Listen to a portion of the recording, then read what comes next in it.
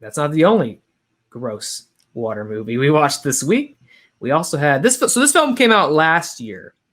It's a little bit older, but I'd wanted to check it out, and it just seems like such an opportune time to look at it when pairing it with this. And I don't think it ever got an official U.S. release for that matter, too.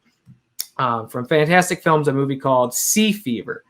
Kind of the same idea. This one, though, about a crew who are stranded at sea rather than being on the beach. It's a fishing crew. The main character is a sort of I guess just a biologist. I was going to say marine biologist, but perhaps just a biologist who studies evolutionary patterns and as a way to like sort of anticipate how life grows and advances. And she pays to get on this fishing crew and go out to sea with them to observe some wildlife anomalies. And boy, does she get those in spades. As the ship gets held up,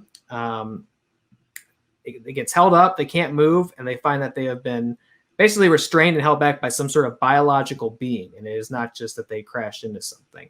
So that's sort of the setup of Sea Fever. My friend, what did you think of Sea Fever? I also really like this one. I was really shocked to see Reely Scott in this movie. Haven't seen him since Mission Impossible 2. So I was like, oh, he's in this? But no, I really liked it. I liked how more scientific it was. It really relied heavily on the science of everything. It's equally as gross, if not more gross. Got some exploding eyeballs in there, which I loved. Yeah. And I want to clarify the second butthole. Yes, please tell. The monster of the movie, this like glowing being with all these tentacles in the middle. You see all the tentacles come into this black space. It looks exactly like a bowl. I gotta say, I certainly didn't think it looked like a butthole. See, I watch it. It looked like a chocolate starfish to me. I thought maybe you were going to be talking about like the sort of lamprey mouths on the different tentacles, that those looked like they looked butthole-esque. Oh, they definitely do look butthole-esque, but the real butthole comes from the entire being itself. I thought I remember that being like sort of just a bioluminescent mass at the center. I don't remember it being butthole-ish. No, it's like all these illuminated tentacles coming in, and they like kind of squiggle into one center mass, which is black, and it looks like a bubble. Wow, I'll have to give it a second spin. Yeah, give it a second spin tonight. Take a picture of it and send it to me, and we'll discuss why this looks like a bubble. Didn't occur to me at all. But no, I loved it. I thought all the acting was great. I don't know. I just really liked it. Good kills for sure. Good kills and just another sort of tension-based movie. It takes its time. It gets to the promise of what it is, I think, faster than Beach House. Oh yeah. But it kind of waits the whole movie to really cash in. Like it kind of just gives it to you a little bit by bit. So I like this one. Was a little more overt than it actually kind of has a monster in it. It's still not quite in the way that it's not like something jumps aboard and chases people down. It's again, I hate to, it becomes a cliche if I say it too much, but again, kind of that Lovecraftian thing. Yes. A life form you've never seen before. You don't know what it is. You don't know what its primary objective is, and it operates in a way that you don't understand, and you are just victim to it. And cool design. Buttholes and all. I thought it was it's not quite a squid. It's not quite a jellyfish. It's some weird mix of the two, and basically unstoppable, but doesn't seem malicious necessarily. It just seems like it's doing its thing. And unfortunately, these people have come across it, which is what the main character sort of echoes throughout the movie. Is it's an animal. We have to treat it as such. We can't think of it as evil. Although by the end of the movie, I was kind of like, I don't know about that shit. I think she was so empathetic towards it. I was like, I don't know. I don't know. Maybe just kill it. You're having a tough day. I think you should just do what you gotta do. This one. I think this one was a little creepier. It has that cabin feverish thing of these people stuck in a small space, and not only are they experiencing something legitimate that's driving them apart, but also their own neuroses and fears. Yeah. Paranoia. They all start turning on each other. So it's added tension, which is I really liked about it. Yeah.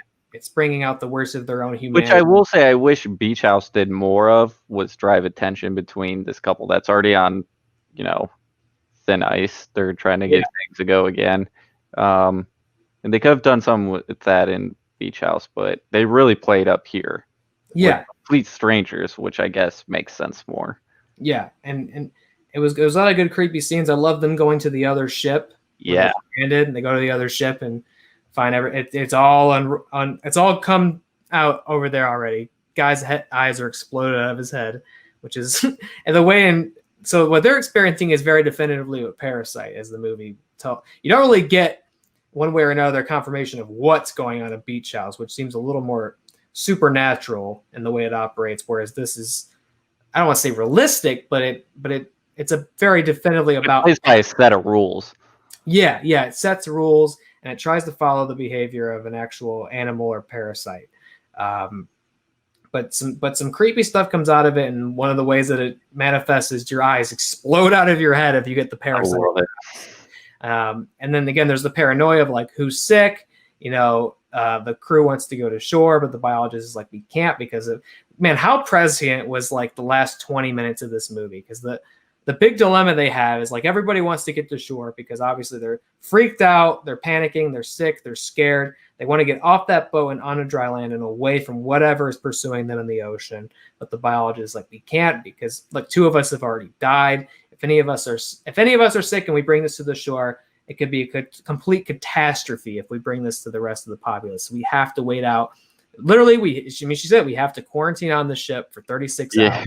During that whole like last 20 minutes, I was like, we're living it right now. Don't do it. Seriously, man, for real. I mean, this movie came out last year, so it wasn't none of current events influenced this movie at all. And it just felt like, fuck, man, that they chose to come to shore in our timeline. You know what I mean? Like, it seems like the big conversation we're having right now, and it's much thinner than a matter of survival. It's like people want to go to Buffalo Wild Wings. So that was it. They're like, I might have a sea parasite in me, but damn, dude, I want to get those Wild Wings. I want to go to B-Dubs. I want to play some B-Dubs trivia. Yeah, that felt so prescient, and props to the screenwriters on this thing. I mean, they saw the writing on the wall. I guess they very accurately predicted how humans be. Well, although to the characters' credit in this film, they eventually come along and say, "Well, seems like a pretty bad idea. I guess we will just stay here." Like she's able to break through to them, like how terrible it'll be if they go to shore and they take her. Yeah, it would have been more kind of scarier if there was that one dude with a Trump hat. kept saying, I don't think there's really a parasite. Let's go home. I think the butthole squid is all a hoax. I think it's all a hoax. I think it's a ploy for the pedophile elite. Let's go home. Yeah, I think, if you were to rate that movie today, that character would have to be in there. But it's not a hoax. It's not a hoax. How do you feel about, the ending of this movie also, I don't know, it is kind of cynical as well. Again, the main character. Yeah, the whole time I'm like, just fucking kill it. Like, you don't need to sacrifice yourself. See, I feel like even if they tried, they would ultimately not have been able to. It seemed like it was operating on a different level than they were. It was a survivor. Everything they were trying, it was just not taking it out. They weren't even close to understanding what this thing was doing. Yeah. But yeah, she did all the way to the end when she finds out she's infected. And she sacrifices herself so her buddy can live, And I guess that's optimistic in some respect. We know he's not infected, right? Yeah. One BLT's heading off to bed. Good night, my friend. With your creepy avatar. Pleasure talking potatoes with you. Next week's going to be a good one, so you picked a good time to join us. Yeah. Thank you for watching tonight. We'll see you next week. We do have a great show, and I hope your sister doesn't sleepwalk in your room tonight and scare you. I hope you have a great night's rest. We'll see you next week. Love it. Love getting new people on the show here. It was another kind of cynical ending, but at least I guess one person made it out alive, who's hopefully not infected. And I thought it was interesting that she just dove in though, because she's having these nightmares of the thing getting her. Yeah. I was kind of wondering what they were getting at by her just swimming right to it and sort of embracing it. We don't see what happens. She dives in the water, and we just cut back to him on the surface waving down help. I wasn't sure what they were sort of getting at, but I kind of wonder what did happen to her. And ultimately what the thing was trying to achieve. I mean, it was a parasite, I guess, trying to expand and populate and grow and doing. I think because her whole thing is just wanting more information. That's, she doesn't hang out with people. She just studies and studies and studies. She's always reading, always trying to learn more. So I think she knew her eyes were about to explode out of her head in a short amount of time. So she wanted to understand this thing before she went. So I think that's why she swam to it. Sometimes you just got to be honest with yourself, and your eyes are going to explode out of your head. And it's better to just get ahead of that. Swim to that luminescent butthole. So how many luminescent buttholes out of 5 do you give this? I give this a solid 3 luminescent buttholes. Solid 3? Yeah, I would maybe get one of those tendrils, and I would cut it off, get a nice half, and I'd get it 3.5 bioluminescent buttholes. It's gotta be said, I love the idea of oceanic horror. I think there's so much potential in that idea that has yet to be explored. Did you see earlier this year Underwater? Yes, and I love it. Yeah, I enjoyed that all right. I love the giant Cthulhu at the end. Yeah. I'm a good monster design, good scares. I thought it was very tense. I love the cinematography of it. I really liked Underwater. She's back. Welcome back, honey. I'm sorry if you are struggling to fall asleep, but I'll get on the horn with you once we finish up here. I'll sing you a lullaby. But welcome back. I liked Underwater as well. I love just the idea of deep sea horror. I think fear of the unknown is so powerful and so easy to implement when it comes to the ocean, because I don't remember I used to be all about it. I don't remember what the percentages is or the ratios are, but if you chart it out one way, we've explored more of outer space than we have our own oceans. Mm-hmm. And there's so much about deep sea and the organisms that are found there and the idea of deep sea life and the stuff that we have discovered and seen that is inherently scary, the way it's had to evolve to survive down there. Yeah. What's that trench? That's Mariana Trench. Yeah. The deepest point on Earth. Deepest point on Earth. So this is a tangent, but I always love talking about this. Yeah. Have you heard of the bloop? The bloop? The bloop. Oh. The bloop. So this was, and it's been a long time since I've kind of reread about the bloop. So forgive me if I get any of the hard details on the bloop. It's one of my favorite, weird things to discuss. Not quite paranormal, but just weird things to discuss. So I think it was during it might have been World War II. I think it was during the Cold War. The U.S.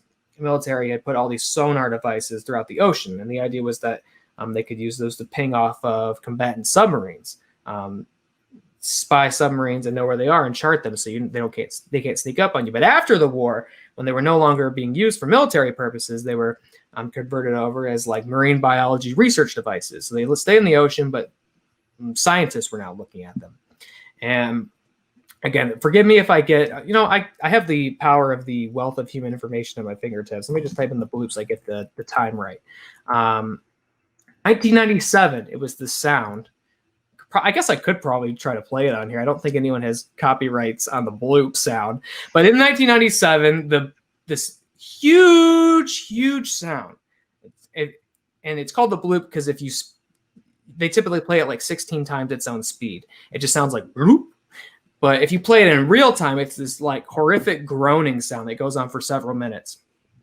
And scientists had said, obviously paraphrasing, but as people who study marine biology, certain qualities in the sound would lend it that this had to have been created by something organic, a living being. And because of how far away it was picked up from, in order for the device to have heard it, I forget the exact ratio here or multiplier, but it would have to have been at least twice. I think it was more than that, at least twice the size of a blue whale to have made it that loud, which blue whale is the largest known organism on planet Earth. So you literally are dealing with the theory that something bigger than any life form we've ever seen. Got Pickles creeping in. Pickles wants to hear about the bloop. It's like, ooh, the bloop. Something bigger than the blue whale at the bottom of the ocean just was just having a fit, and we picked it up, and nothing ever like it's ever been heard again. And that is like one of my favorite things in life. I'm just out here thinking about the bloop sometimes.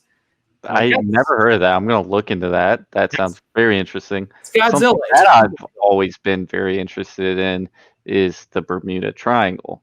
Yeah. And I don't know how there's not been like a good Bermuda Triangle movie made. Yeah, I guess there really hasn't been. I'm so ripe for like a good scary movie.